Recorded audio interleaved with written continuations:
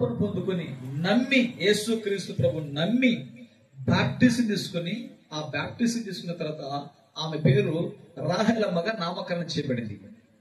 ఇప్పుడు ఈ కుటుంబము అక్కగారు తీసుకున్న ఆ బాప్టిజం ఆ రక్షణ వల్ల ఎలాంటి కార్యం దేవుడు చేస్తాడంటే ఈ స్థలంలో ఆమె పిల్లలని దేవుడు గొప్పగా ఆశీర్వదించబోతున్నాడు. ఆమేన్. ఆ అక్కగారు తీసుకున్న రక్షణ, ఆమె తీసుకున్న తీర్మానం, ఆమె చేస్తున్న ప్రార్థన, ఎక్కడో ఉన్న వాళ్ళ పిల్లల్ని దేవుడు కాపాడుతున్నాడు. వారి పిల్లలకి గొప్ప రక్షణ, కాపుదల, భద్రత దేవుడు అనుగ్రహిస్తున్నాడు. ఎందుకంటే నిన్ను బట్టి నీ పిల్లలకు క్షేమం ఉండాలా, నిన్ను బట్టి నీ కుటుంబీకులకు క్షేమం ఉండాలా, నిన్ను బట్టి నీ తరతరాల వరకు నువ్వు లేకపోయినా నీ పిల్లలు నన్ను ప్రేమించి వారిని 1000 తరముల వరకు నేను కరుణిస్తానని చెప్పిన దేవుడు, నన్ను ప్రేమించి నా ఆజ్ఞలను అనుసరించి గైకొన్న వారిని 1000 తరముల వరకు వాళ్ళ పిల్లల్ని నేను కాపాడుతానంటున్నాడు దేవుడు. హల్లెలూయా. ఎంత భాగ్యమో చూడండి, ఎంత భాగ్యమో. ఒకవేళ నువ్వు లేకపోయినా నువ్వు చేసే ప్రార్థన, నీ విశ్వాసం ఎక్కడ ఉన్నప్పుడు నీ విశ్వాసం, నేను లేకపోయినా నా తరం గతించిన నా పిల్లలకు దేవుడు తోడుగా ఉంటాడు అనే గొప్ప విశ్వాసము ఈ భూమి మీద ఉన్నప్పుడే అనుభవించగలరు. అరే, నా పిల్లలు గొప్పగా దీవించబడుతున్నారు, నా పిల్లలు గొప్పగా దేవుడు వాళ్ళకి తోడుగా ఉంటున్నాడు, నా పిల్లలకు కూడా దేవుడు ఆయన తండ్రిగా ఉంటున్నాడు, నాకు ఏ విధంగా యేసుక్రీస్తు ప్రభు తండ్రిగా ఉన్నాడు, నా తరతరాలకు ఆయన తండ్రిగా ఉంటున్నాడు, ఇక నాకు దిగులు లేదు, నాకు భయం లేదు. ఎందుకంటే నేను సేవిస్తున్న దేవుడు 1000 తరముల వరకు కరుణించే దేవుడు. హల్లెలూయా. అంత గొప్ప ప్రేమ కలిగిన ఆ తండ్రి ఆయన యేసుక్రీస్తు ప్రభువారు. అయితే ఆ పరలోకపు తండ్రి ఈ రోజు సంఘానికి, లేకపోతే ఈ కుటుంబానికి, ఇక్కడ ఉన్న కుటుంబీకులందరికీ, లేకపోతే ఈ చుట్టుపక్కల ఉన్న కుటుంబీకులందరికీ దేవుడిస్తున్నట్టు అభయం ఏంటంటే, చదవండి, మీ కుటుంబాలు ఫలభరితంగా ఉండాలంటే దేవుని పరిశుద్ధ గ్రంథము ద్వితీయోపదేశ ఖండము 31వ అధ్యాయము, ద్వితీయోపదేశ ఖండము 31వ అధ్యాయము 9-10 లేఖనము చదవండి. 30వ అధ్యాయం 9-10 వాక్యాలు చదవండి. మరియు నీ దేవుడైన యెహోవా నీ చేతి పనులన్నిటి విషయంలో, నీ గర్భఫల విషయంలో, నీ పశువుల విషయంలో, నీ భూమి పంట విషయంలో నీకు మేలు కలుగునట్లు నిన్ను వర్ధిల్ల చేయను. హల్లెలూయా. ఎంత గొప్ప వాగ్దానము. ఈ వాగ్దానము ఈ కూడికని ఏర్పాటు చేసిన ఈ కుటుంబానికి మాత్రమే కాదు, ఈ కుటుంబ ఆరాధనలో మరి ఈ కుటుంబము తీసుకుంటున్న ఈ నిర్ణయము, యేసుక్రీస్తు ప్రభువారు మాకు తండ్రిగా ఉండడానికి, ఆయన మాకు దేవుడిగా ఉండాలని తీసుకుంటున్న ఈ నిర్ణయము ఆ కుటుంబానికి చేస్తున్న ఉపకారం ఏంటంటే, వారు తీసుకున్న నిర్ణయం ద్వారా కలిగే ఉపయోగం ఏమిటంటే, వారి గర్భఫలము మొదటగా దీవించబడుతుంది. వాళ్ళ గర్భఫలము దీవించబడుతుంది. తర్వాత వారి చేతి పనులు దీవించబడతాయి, వారి పశువులు దీవించబడతాయి, వారి మందలు దీవించబడతాయి. వారి కలిగిన సమస్తమును దేవుడు ఏం చేస్తారంట, ఆశీర్వాదకరంగా వారికి మేలు కలగటానికి, వారిని వర్ధన చేయడానికి ఈ దీవెనలన్నీ ఆ కుటుంబం మీదకి దేవుడు అనుగ్రహిస్తున్నాడు. ఆమేన్. హల్లెలూయా.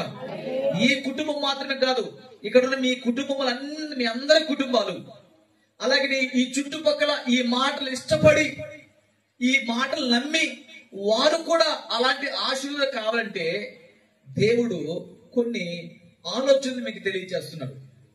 కొన్ని సూచనలు, కొన్ని సలహాలు, లేకపోతే కొన్ని మాటలు దేవుడు మీ కుటుంబాలకి, ఈ ఆశీర్వాదాలన్నీ మీ కుటుంబం మీద రావాలంటే, ఈ దీవెనలు మాత్రమే కాదు, ఇంకా చాలా ఉన్నాయి, ఇంకా చాలా లోతైన దీవెనలు ఉన్నాయి.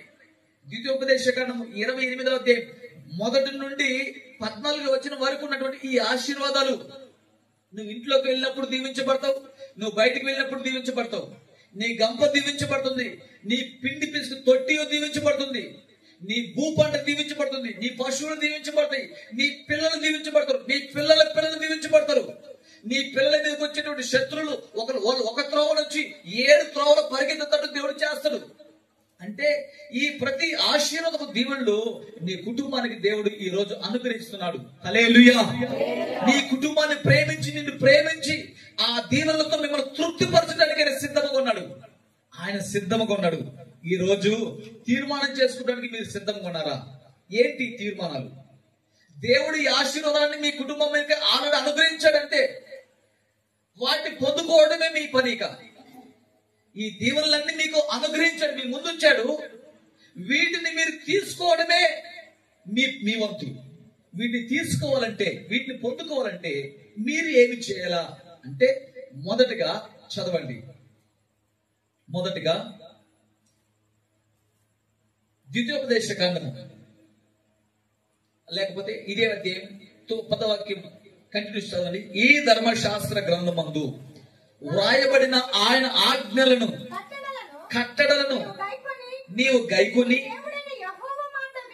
నీ దేవుడని యెహోవా మాట విని నీ పూర్ణ హృదయముతో, నీ పూర్ణ ఆత్మతో, నీ దేవుడని యెహోవా వైపు నువ్వు మళ్ళినప్పుడు యెహోవా నీ పితరులు ఎందు ఏ విధంగా ఆనందించాడో నీకు మేలు చేయటం, నీ యందు కూడా దేవుడు ఆనందించి నీ వైపు కూడా మళ్ళుతున్నాడు. హల్లెలూయా. చూడండి, ఈ దీవెనలు మీ మీదకి రావాలంటే మొదటగా ఏం చేయాలంటే జాగ్రత్తగా ఆలకించండి. మొదటగా మీరు చేయవలసిన పని ఏంటంటే, నీ దేవుడిని యెహోవా మాట నువ్వు జాగ్రత్తగా శ్రద్ధగా వినాలా. దేవుని మాట నువ్వు వినాలా. దేవుడు ఏం చెప్తున్నాడంటే, నీ పూర్ణ మనస్సుతో, నీ పూర్ణ మనస్సుతో, నీ పూర్ణ హృదయముతో నీ దేవుడిని యెహోవాను నువ్వు సేవించాలా. నీ పూర్ణ మనస్సుతో, ఈ మనసు నిండా దేవుని నువ్వు సేవించాలా. ఈ మనసు నిండా దేవుని యొక్క వాగ్దానాలు ఉండాలా. ఈ మనసు నిండా దేవుని యొక్క కార్యము నువ్వు తలంచుకోవాలా. ఈ మనసు నిండా దేవునికి నువ్వు చెప్పుకునేటువంటి ప్రార్థన జీవితం ఉండాలా. ఈ మనసు నిండా ఉండాలంట దేవుని కార్యం ఉండాలా. నీ పూర్ణ మనసు. అందుకే ఎవరి మనసు నా మీద ఆనుకునో వారిని పూర్ణ శాంతి గల వారికి దేవుడు చేస్తుంటాడు. ఎవరి మనస్సు, నీ మనసు దేవుని మీద ఆనుకుంటే, నీ పూర్ణ మనసుతో నువ్వు దేవుని సేవిస్తే, అంత మాత్రమే నీ పూర్ణ హృదయముతో, నీ మనసుతో, నీ హృదయముతో, నీ మనసుతో నువ్వు దేవుని సేవిస్తున్నావా?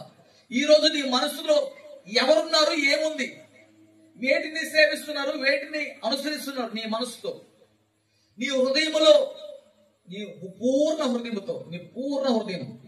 హృదయము చాలా చాలా జాగ్రత్తగా కాపాడుకోవాలి. హృదయము, ఈ హృదయము చాలా ప్రమాదకరమైనది. ఒక భక్తుడు అంటున్నాడు, హృదయం అన్నిటికంటే మోసకరమైనది, అది బహు ఘోరమైన వ్యాధి గలది, దాన్ని గ్రహింపగలవాడు ఎవడునూ లేడు. సముద్రపు లోతైనా కనిపెట్టవచ్చు కానీ మానవుని హృదయంలో ఒక లోతు కనిపెట్టలేము. అది దేవునికే తెలుసు. కాబట్టి ఈ హృదయమును మోసకరమైనదిగా ఉంది. ఈ హృదయము హానికరమైనదిగా ఉంది. ఈ మోసకరమైన హృదయము, హానికర హృదయము నీలో నుంచి నువ్వు తీసివేసుకుని నీ పూర్ణ హృదయముతో, స్వచ్ఛమైన నీ హృదయముతో, దేవా ఈ హృదయములో ఇతరులకు హాని చేసే మనసు ఉంది. మోసకరమైన హృదయం అని చెప్పాను కదా, నీకు తెలియకుండా నీ హృదయం నేను మోసం చేస్తుంది. నీకు తెలియకుండా నీ హృదయం నిన్ను, నీ ఆలోచన తప్పించి పక్కకి వెళ్ళిపోతుంది. అంటే ఈ హృదయములో ఇతరులకు మోసం చేసే ఆలోచన, ఈ హృదయంలో ఇతరులకి కీడు కల్పించాలనే తలంపు, ఈ హృదయంలో ఇతరులను ఎట్లా ఆశించాలనే ఆలోచన, ఈ హృదయంలో ఎవరిని ఎలా దుఃఖపరచాలా, ఇలాంటి భయంకరమైనటువంటి, ఈ కఠినమైనటువంటి, ఈ యొక్క ఘోరమైనటువంటి ఈ వ్యాధి గల హృదయాన్ని నువ్వు దేవుడి చేతులకు అప్పగించి, దేవా నా పూర్ణ హృదయముతో, ఇదిగో నా హృదయాన్ని నువ్వు తీసుకో, నీ హృదయం నాకు కావాలి ప్రభువా. నీ పూర్ణ హృదయముతో నువ్వు దేవుని కానీ సేవించగలిగితే దేవుడు ఏం చేస్తాడు తెలుసా? నీ కుటుంబాన్ని దీవిస్తున్నాడు, నీ పిల్లలను దీవిస్తాడు, నీ పంటలు దీవిస్తాడు, నీకు మంచి ఆరోగ్యం ఇస్తాడు, నీకు ఆయుష్నిస్తాడు. నిన్ను యుగ యుగములు ఆయన నుండి స్థలంలో నిన్ను కూర్చొని పెట్టుకుంటాడు. ఆయన ఆ రాజులకు రాజు, పరలోకపు రాజు, ఆ సింహాసనం ఎదుట నిన్ను ఆయన కూర్చొని పెట్టుకుంటాడు. ఈ భూలోకములో రాజులను చెప్పబడిన వారు, అధికారులను చెప్పబడిన వారు, వాళ్ళ ఎదుట సామాన్యులని మిమ్మల్ని కూర్చొని పెట్టుకుంటారా? కూర్చొని పెట్టుకుంటారా? ఒక ముఖ్యమంత్రి పక్కన మిమ్మల్ని మీరు కూర్చొని పెడతారు. మీరు వెళ్తే కూర్చొని పెట్టుకోరు. ఎందుకు తెలుసా? వాళ్ళ హోదా వేరు, మన హోదా వేరు. పరిపాలకులు, వాళ్ళు మన రాష్ట్రాన్ని పరిపాలిస్తున్న పరిపాలకులు, ప్రభువులు. అయితే వాళ్ళ ఎదుట నీకు కుర్చీ దొరికితో దొరకదు, కానీ నేను ప్రకటించి యేసు వైపు నీ హృదయం తిప్పితే, నేను ప్రకటించి యేసు మాట నువ్వు విని ఆలకిస్తే ఆయన సింహాసనం ఎదుట నీకు స్థానం దొరుకుతుంది. హల్లెలూయా. నీ ఉండే స్థలంలో ఆయన దిగి వస్తాడు నీకోసం. ఆయన నీ కుటుంబాలు వెతుకులాడుకుంటూ వస్తాడు. అయితే ఎప్పుడంటే నువ్వు దేవుని మాట వినాల, నీ పూర్ణ మనసుతో, నీ పూర్ణ హృదయంతో ఆయన సేవించినప్పుడు. హల్లెలూయా. ఇది మొదటి కార్యం. రెండవదిగా చదవండి యెహోషువ గ్రంథము 24వ అధ్యాయము. యెహోషువ గ్రంథం 24వ అధ్యాయము 15వ వాక్యం లాస్ట్ లైన్ చదవండి. మీరు ఎవరిని సేవింపకోరినను నేనును నా ఇంటి వారిని యెహోవాను సేవించదమనెను. హల్లెలూయా. రెండవదిగా మీ కుటుంబాలు, మీ పిల్లలు, మీ గర్భఫలం, మీ పశువులు, మీ మందలు, మీ చేతి పనులు, వారికి కలిగిన సమస్తము దీవించబడాలంటే మొదటిగా దేవుని మాట వినాలా. రెండవదిగా దేవుణ్ణి సేవించాలా. ఆయన మాట విన్న నీవు ఆయన సేవించాలా. ఆయన ఏ విధంగా సేవించాలా? నీ కుటుంబంతో కలిసి నువ్వు సేవించాలా, నీ బిడ్డలతో కలిసి నువ్వు సేవించాలి. ఎందుకంటే అద్దరిని ఉన్నటువంటి వాటిని మీరు సేవిస్తారా? ఆ నది అవతల ఉన్న వాటిని సేవిస్తారా? నది యువతలకు తీసుకొచ్చినటువంటి సైన్యములకు అధిపతి యెహోవా నామాన్ని సేవిస్తారా? ఆ యొక్క ఐగుప్తు బంధకాల నుంచి విడిపించి ఎర్ర సముద్రాన్ని చీల్చి పరలోకపు దేవదూతలు తిన్న ఆహారాన్ని భూమి మీదకి మానవులు మరగ తినిపించి, మీ పితరులు తినిపించి, అలాగే ఏ జనాంగానికి చేసినటువంటి అద్భుతాలు చేసిన ఆ దేవుని సేవిస్తారా? లేకపోతే బానిస బంధకాల్లో కట్టిపడేసినటువంటి ఆ నది అవతల ఉన్నటువంటి వాటిని సేవిస్తారా? మీరే తీర్మానం చేసుకోండి. దేవుని సేవించడం అంటే దేవుడి మాట విన్న నీవు ఆయన సేవించాలా. నేను ఆయన సేవిస్తున్నాను అని నీవు ఒక తీర్మానం చేసుకోవాలా. ఎలా సేవిస్తున్నాను కదా, నేను ప్రతి ఆదివారం దేవుని ఆలయానికి వస్తున్నాను కదా, ప్రతి మంగళవారం దేవుని సన్నిధికి ఉపవాస ప్రార్థనకు వస్తున్నాను కదా, ప్రతి కూడికలు నేను కలుసుకుంటున్నాను కదా, ఇంకెలా సేవించాలా? నువ్వు వచ్చి కూర్చొని పోతే ఉపయోగం లేదు నీకు. నువ్వు వచ్చి కూర్చొని పోయితే నీకు ఏమాత్రం ప్రయోజనం లేదు. నువ్వు వచ్చి కూర్చొని ఏం చేయాలి తెలుసా? ఎలా సేవించాలి తెలుసా? చదవండి ఇప్పుడు విలాప వాక్యము 2వ అధ్యాయము 19వ వాక్యం చదవండి. విలాప వాక్యములు 2వ అధ్యాయం 19వ వాక్యం చదవండి. విలాప వాక్యములు ఇర్మి అవతల ఉంటుంది. 2వ అధ్యాయం 19వ వాక్యం చదవండి. నీవు లేచి రేయి మొదటి జామున మొరపెట్టుము, నీళ్లు కుమ్మరించినట్లుగా ప్రభు సన్నిధిని నీ హృదయమును కుమ్మరించుము. నీ పసిపిల్లల ప్రాణము కొరకు నీ చేతులు ఆయన వైపు తిప్పి త్రిపుము. హల్లెలూయా. అంటే నీవు ఎలా సేవించాలంటే, నువ్వు లేచి రేయి మొదటి జామున నీ పసిపిల్లల ప్రాణం కొరకు ప్రార్థన చేయాలా. పరలోకమందు దేవుని వైపు నీ చేతులెత్తి వాళ్ళ కొరకు నువ్వు ప్రార్థన చేయాలా. నువ్వు దేవుని ఆలయంకి వచ్చినప్పుడల్లా వాళ్ళని నువ్వు జ్ఞాపకం చేసుకోవాలా. నువ్వు దేవుని సన్నిధికి వచ్చి కూర్చున్నప్పుడల్లా, ఆ పరిశుద్ధ సంఘముతో మీరు కూడుకున్నప్పుడల్లా అక్కడికి వచ్చి నువ్వేం చేయాలి? నువ్వు దేవుని సేవించడం అంటే, దేవా నా బిడ్డలందరూ ఈ రోజు నేను వచ్చాను, ఈసారి వారు నా బిడ్డలు నాతో కలిసి రావాలా, వాళ్ళకి దగ్గరుంటే, వాళ్ళని పక్కనుంటే వారు నాతో కలిసి రావాలా, నా భర్త నాతో కలిసి రావాలా, నా భార్య నాతో కలిసి రావాలా, నా పిల్లలు నాతో కలిసి రావాలా, మేమందరం కలిసి నిన్ను సేవించాలయ్యా అని నువ్వు లేచి రేయి మొదటి జామున వాళ్ళ కోసం ప్రార్థించాలా. వారి కొరకు ఎట్లా ప్రార్థించాలి తెలుసా? నీళ్లు కుమ్మరించి ప్రార్థన చేయాలా.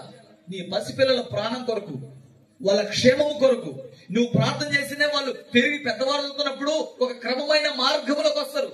నువ్వు వాళ్ళ కోసం ప్రార్థన చేయకపోతే, ఏదో నువ్వు వాళ్ళు పట్టినట్టు ఉంటే, వారు పెద్దవైనప్పుడు త్రోవ తప్పే పరిస్థితి ఉంది. ఎందుకు తెలుసా? బాల్యం నుంచి నరును ఆలోచన అంట మూఢత్వము కలిగినది. బాల్యం నుంచే వాళ్ళ ఆలోచన మూఢత్వం. కాబట్టి వాళ్ళ కొరకు మనం ప్రార్థన చేయాలా, నీ కుటుంబం కొరకు ప్రార్థన చేయాలి. అయ్యా ఇదిగో నూతనంగా వ్యాపారాన్ని ప్రారంభించుకుంటున్నా ప్రభు, ఈ వ్యాపారాన్ని దీవించయ్యా, నీ వ్యాపారం కొరకు ప్రార్థించాలా. ఇదిగో ఈ పంట వేసుకున్నాడు ప్రభు, ఈ పంట దీవించయ్యా అని నీ పంట కొరకు ప్రార్థించాలా. అయ్యా నా పిల్లలకు దూర ప్రాంతానికి దేశానికి వెళ్ళినారయ్యా, వాళ్ళు పనులు చేసుకోవడానికి వెళ్ళారయ్యా, వ్యాపారం చేసుకోవడానికి వెళ్ళారయ్యా, ఉద్యోగాలు చేసుకోవడానికి వెళ్ళారయ్యా, చదువుకోవడానికి వెళ్ళారయ్యా అని ఇలా రకరకాల వాళ్ళు ఏ పని నిమిత్తం వెళ్ళినారో వాటి కొరకు నువ్వు ప్రార్థన చేయాలా. వాళ్ళ కోసం ఎప్పుడైతే ప్రార్థన చేస్తావో నీ పిల్లలు క్షేమంగా ఉంటారు. హల్లెలూయా. నీ పిల్లలు ఆనందిస్తారు, నీ పిల్లలు భద్రపరచబడతారు. నీ పిల్లల మీదకి ఏ శాతం, ఏ దుష్టుడి, ఏ చీకటి వాడి ప్రభావం రానికుండా దేవుడు తన హస్తము చాపుతాడు ఇక్కడ నువ్వు ప్రార్థన చేస్తే. హల్లెలూయా.